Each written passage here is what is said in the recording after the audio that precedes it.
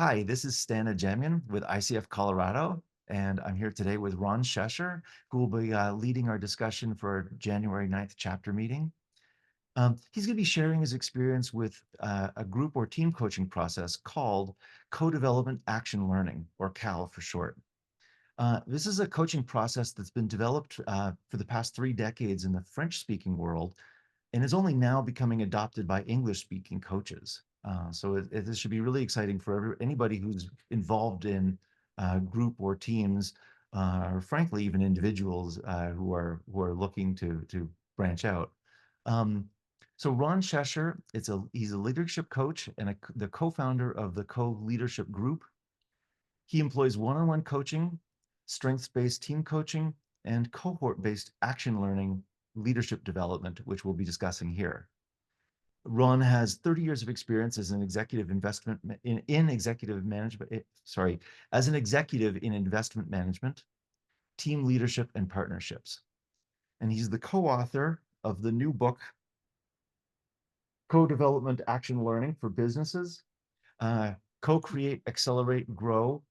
And this is the first book to be published in English on the CAL approach. Yeah. As a seasoned PCC with ICF and a dynamic CAL facilitator, Ron holds coaching certificates from Gallup and Ericsson International. He joins us from his home in Montreal, where he's passionate about sports, particularly skiing with his family, and soccer, where he's a team coach. And just remember, Ron, you're talking to a group of Coloradans here who experience skiing quite a bit also.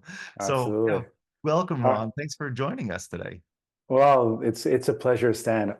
Here in Montreal, our mountains are a little smaller than yours. I have to admit, but we still enjoy skiing anyway. Yeah, Yeah, but absolutely.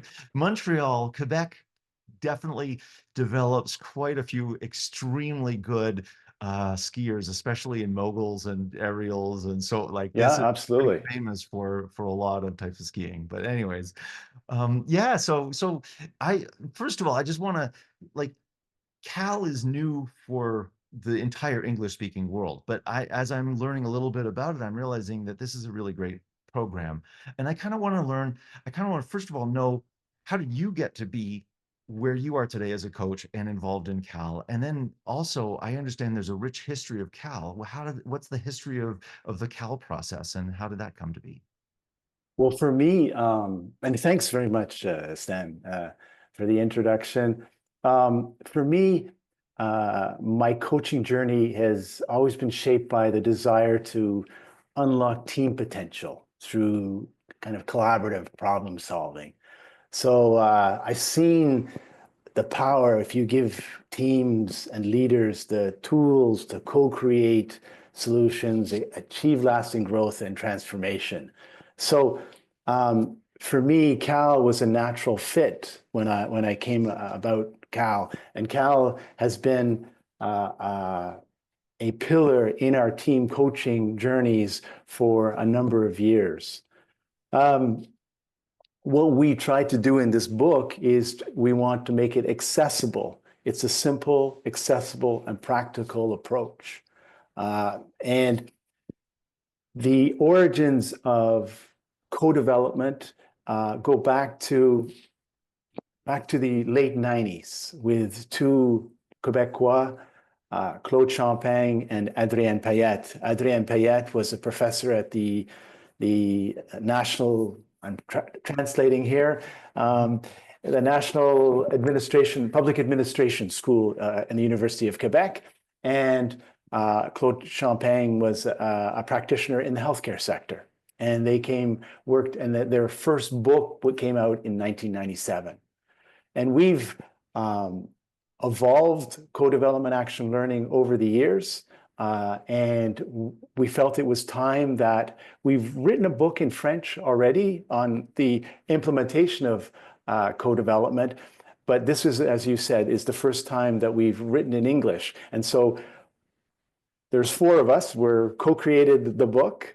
There's myself, two practitioners, Nathalie Sabourin and myself. And then there's two professors, one, an organizational psychologist, Maxime Paquette at the University of Montreal, and Nathalie Lefranchise at the University of Quebec at Montreal, and she leads the social communications department in that university.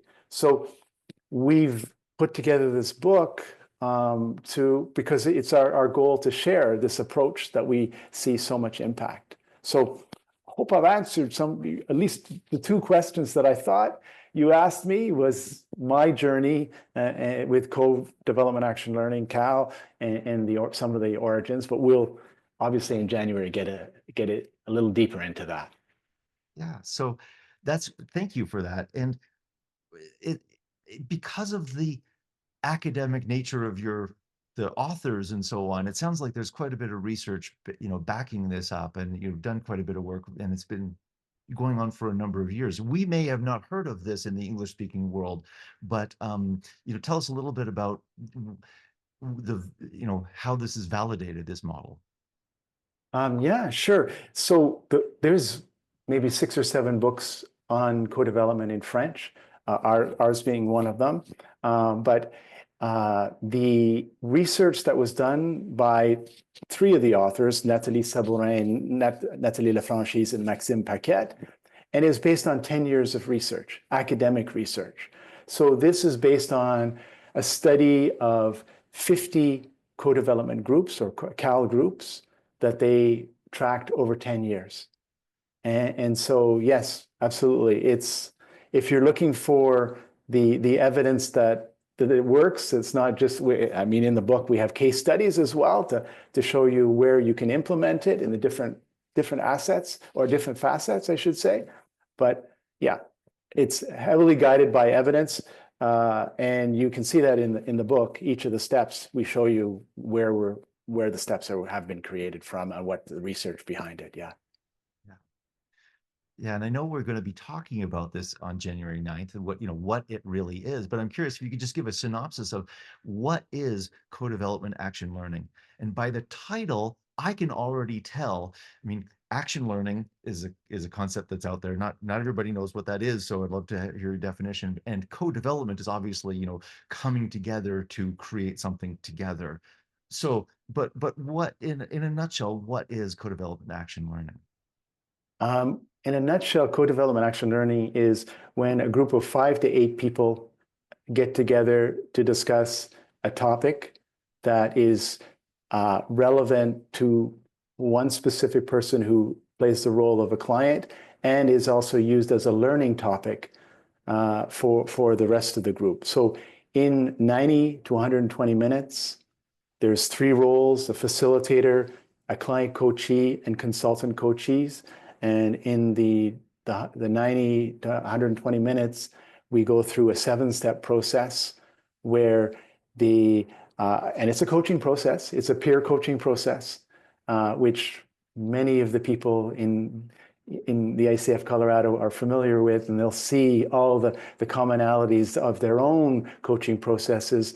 But this is put into a format that's simple for everybody to understand, and you can bring it into groups and teams that don't necessarily have the coaching training that your members do have, but can quickly adopt it. And out of the step 5 of the process, the actual person who presents the topic comes out with an action plan. And then step 6 is the reflection and the learning on the experience, whether it's the topic, the process, or the client. Yeah.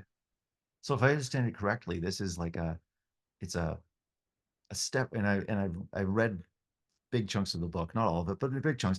This is a stepwise process, kind of like a recipe book for how one could go through essentially a coaching process on a particular topic, where the participants, in most cases, this is leaders of an organization, would be the coaches themselves, and they would be learning how to coach each other on a particular topic, but in a very simplified way that they can absorb and execute to support each other.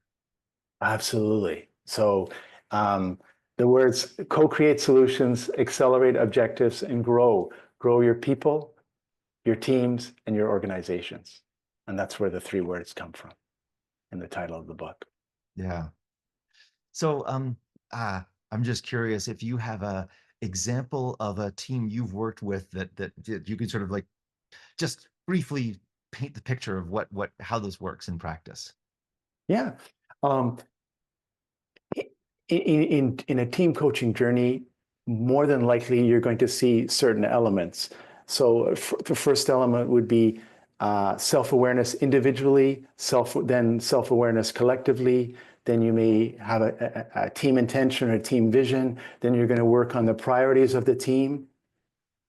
Then you're going to work on maybe working principles, how we're going to work together. And then you're going to show this team how to work together and put them in action. And one of the things is you're going to take maybe some of those priorities, and those are going to be used as topics to drive and accelerate those objectives. So you get that team into action and show them how they can continually to do that.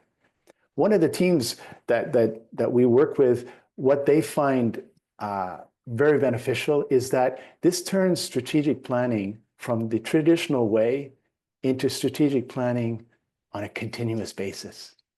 So that if there's new initiatives that come into the team, they then do a co-development session. They use it for their innovation labs. There's in the hotel industry, several of the hotels that here in Montreal that we work with, they call it their Monday co-dev, and they do co-development every month, one Monday every month. And it's a way for them to accelerate the learnings of all their colleagues as well. So those will be two examples that I would use. Yeah.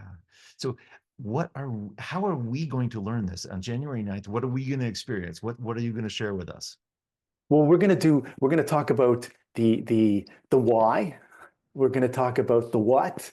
We're going to talk about the how.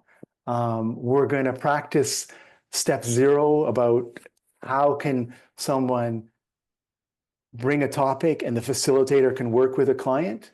And then we're going to, if possible and with time, we're going to experience steps 1 to 3, given the short period of time that we have. And then we're going to, at the end, in breakout groups, talk about how do we think that we can implement CAL into our coaching practice. Hmm. We were going to share ideas amongst members. So are we going to do a live demo where we're going to pick a client and actually go through some of this? Yeah, steps 1 to 3 of the Yes. 7-step process. Yeah. Yeah. So Okay. so Stan, we're looking for volunteers. Maybe Stan, you'll be the client. Who knows? Or someone there. But yes, absolutely. We believe in experiencing it. Great.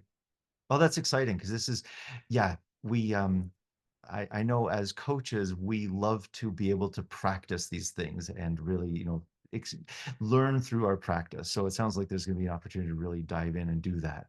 Um, Yeah. Stan, you'll also have tools, right? You'll have there's one tool that we use to develop the topic, what we call step 0. And you'll also have what we call the Cal Think Sheet, which is a guide for the 7 steps. So kind of it guides you through those 7 steps, but also gives you space for you to take notes on each as you're going through the session. Thank you, Ron. This is a really great summary. Is there anything else that you want to share with our members before we get into the actual meat of the chapter meeting on January 9th? Um, no, I think as Stan, we're looking for volunteers. So we would be looking for a volunteer as a client, and we would be looking, say, for 3 other volunteers to help as consultant coaches. I would facilitate, and then we do it, and we will be doing a quick demonstration of steps 1 to 3. Yeah. This style of where there's a client, there's a facilitator, and there's coaches, peer coaches. It sounds a lot like one of the other learning groups we have going on called Coaching at the Speed of Thought, where again, it's a coaching skills practice. It's a little bit different, but it's still like there's a client volunteer and a facilitator, and then the rest of us are practicing coaching. So this should be I'm hopeful that the group will quickly adopt this style. Uh, Yeah, or add it to their toolbox, yeah, yeah, right? It's a tool, and depending on the situation and the people involved, you use different tools. And so it's always good to know what another tool and when you can use it and when you use something else. So yeah, absolutely. I think it's beneficial, and we've documented the impact of it in our research, chapter 19 of our book. So we know we're confident in the approach. great. So thank you, and thanks for all of you for listening to this, and hopefully you can all join us. Again, the chapter meeting is on January 9th. And if you haven't already registered, you can go to the icf.org, icfcolorado.org website and go to the chapter events page, and you can register there. So we hope to see you all there. And once again, thank you so much, Ron Cheshire, for joining us and sharing with us about the CAL process. And thank you for all the great work you're doing. Uh, it's a pleasure. It's a pleasure. I look forward to January 9th.